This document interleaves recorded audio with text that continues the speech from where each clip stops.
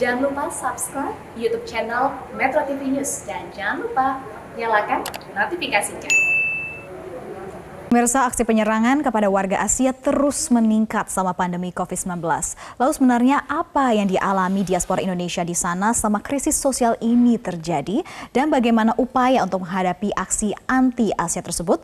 Sudah bergabung bersama kami diaspora Indonesia yang juga merupakan aktivis, Oliver Pras dari New York City, Amerika Serikat. Selamat pagi. Good morning, Oliver. Selamat pagi waktu Jakarta. Halo. Apa kabar? Selamat pagi. Oh, selamat malam karena di sini udah malam kan.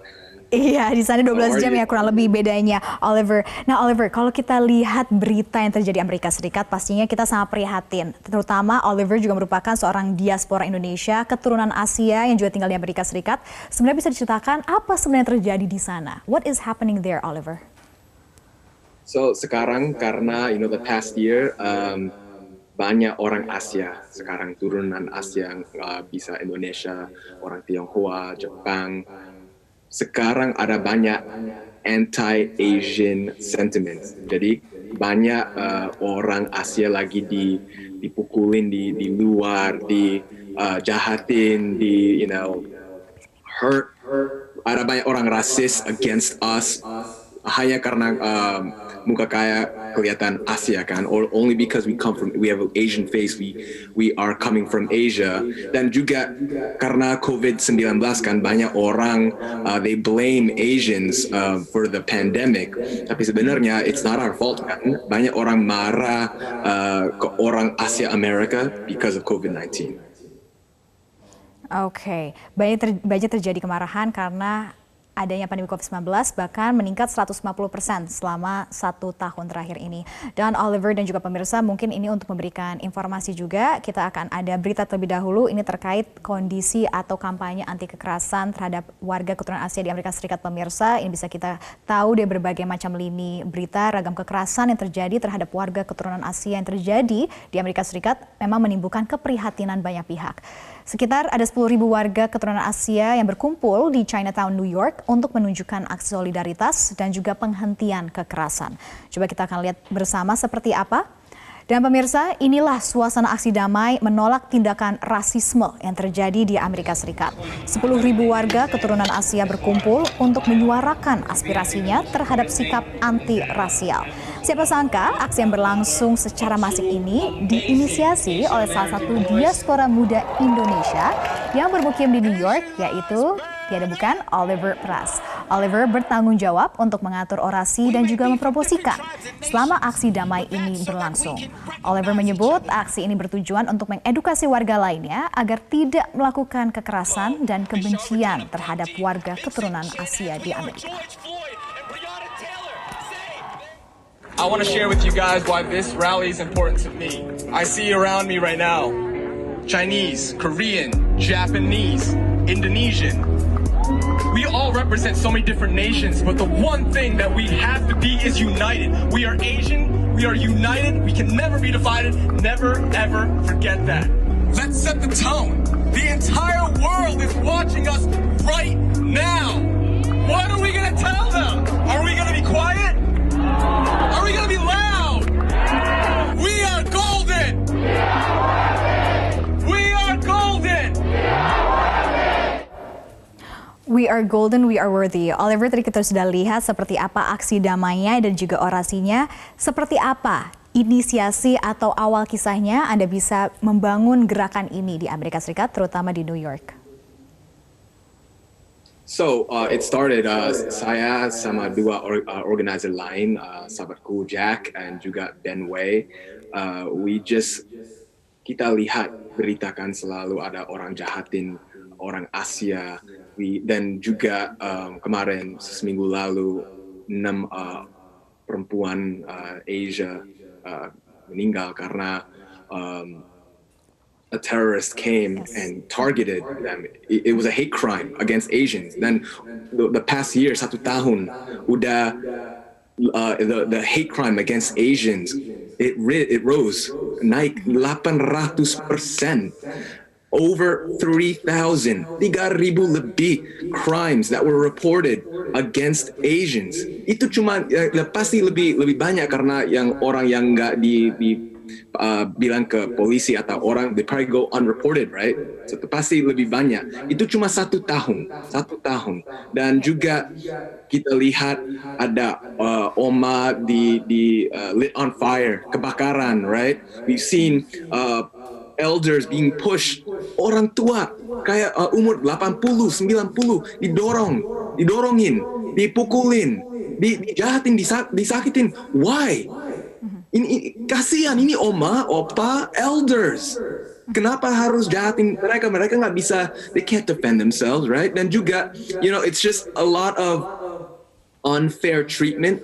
Dan juga karena banyak orang, pikir, orang Asia itu model minority, kan?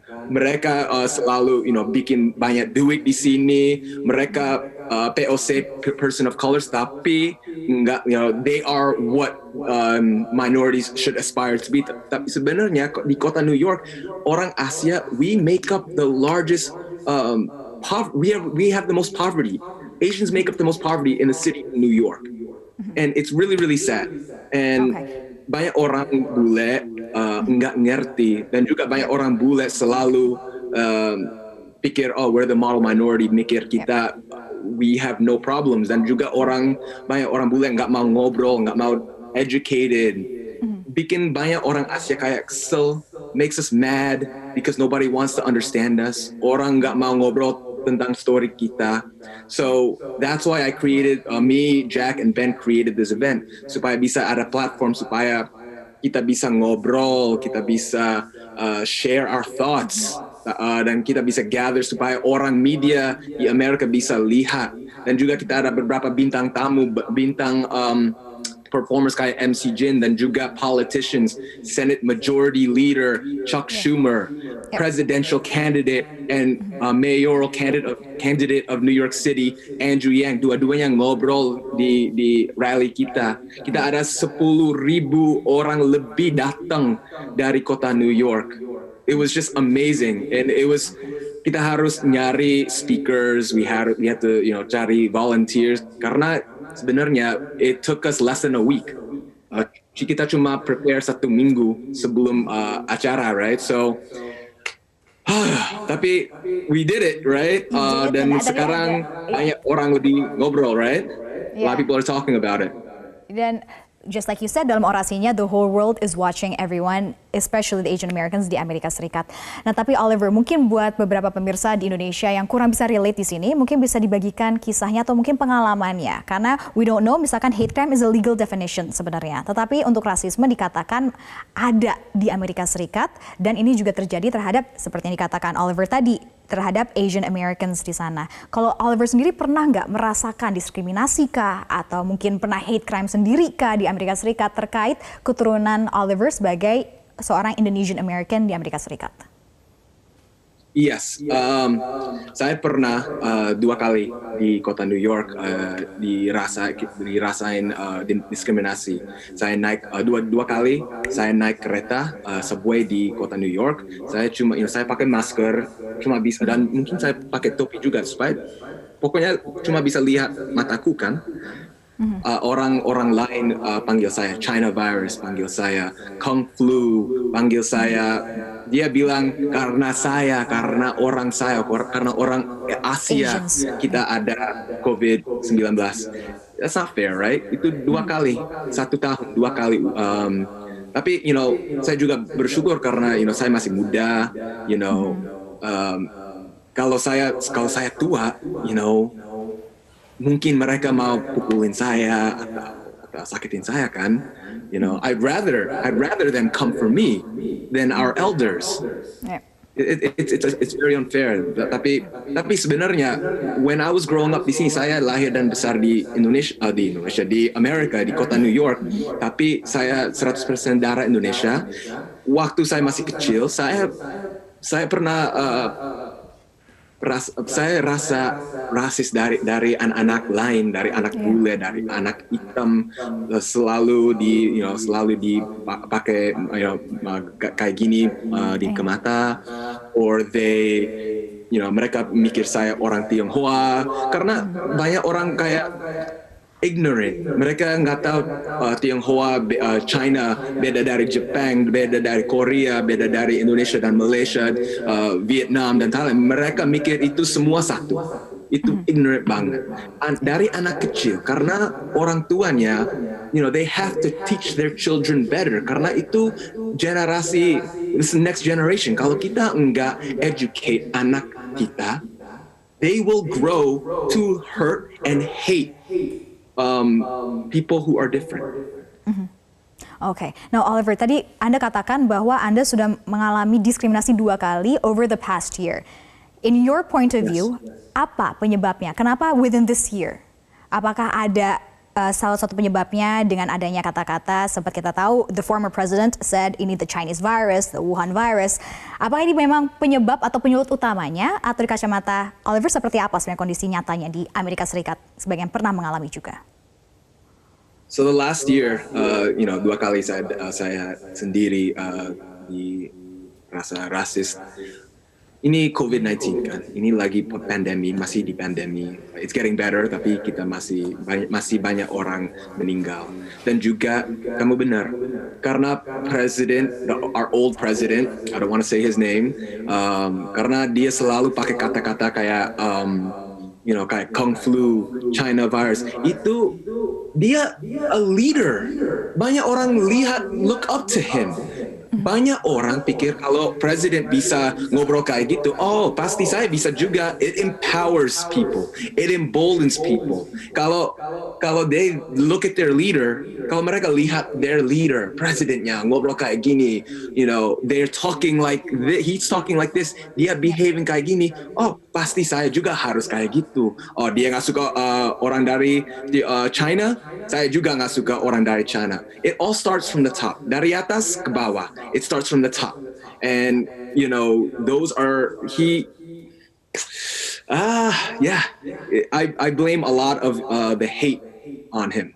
Okay, but now you're all standing together, Asian Americans are coming together untuk membela diri kalian dan untuk stick up for those yang memang sudah gugur karena menjadi korban dari diskriminasi dan juga hate crime dan rasisme ini, Oliver. Tetapi sekarang di hadapan para pemirsa Indonesia saat ini yang juga pastinya merasakan sedikit kesakitan dari Oliver yang rasakan juga karena kita juga seorang warga Asia dan juga Oliver keturunan Indonesia. What can we do sebagai global citizen, Oliver, di sini? I think what we can do, we must show empathy. Kita harus kasih empathy dan juga kita harus educate yang ke orang yang nggak ngerti, orang yang nggak tahu, orang yang ignorant, right? Kita nggak, menurutku jangan langsung teriak kembali kan, jangan langsung pukul atau teriak atau don't get into a fight langsung, right? Try to use your words, pakai kata, tapi juga nyoba come from a place of love. That place dari cinta, right? Compassion dan juga of understanding, karena banyak orang they hate karena mereka nggak ngerti, they don't understand and they fear, mereka takut what is different, apa yang beda mereka takut. So we just need to open dialogue, ngobrol, share, kalau mereka nggak ngerti atau mereka nggak agree with your point of view, jangan langsung teriak, bilang saya ngerti tapi coba dengerin saya, aku rasain ini karena jangan langsung teriak, karena kalau kamu teriak ke orang lain mereka pasti langsung shut off, nggak mau ngobrol, nggak mau dengerin lagi. So just come from an open heart, from a place of love, compassion, education, and just try it. Have an open mind, and you'll never know. People will surprise you. Oke, berarti kata sebutannya adalah tak kenal maka tak sayang ya, Oliver, kalau dari Indonesia. Terima kasih Oliver Pras sudah bergabung bersama kami di Selamat Pagi Indonesia, dan terus semangat dan stay safe out there. Sampai jumpa.